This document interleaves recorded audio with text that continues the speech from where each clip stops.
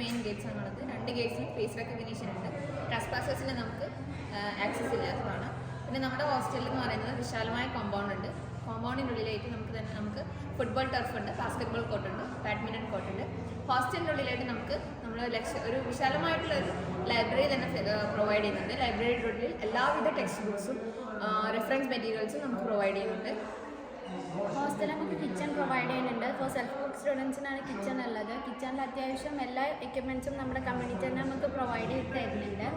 പിന്നെ ലോണ്ടറി ഏരിയയിലാണെങ്കിൽ തന്നെ നമുക്ക് വാഷിംഗ് മെഷീൻ ഉണ്ട്. സോ നമ്മൾ അതൊന്നും ഓർത്ത് ബോധറേണ്ട ആവശ്യമില്ല. അത്യാവശ്യം എല്ലാ എക്യുപ്മെൻറ്റ്സും നമുക്കവിടെ തരുന്നുണ്ട്.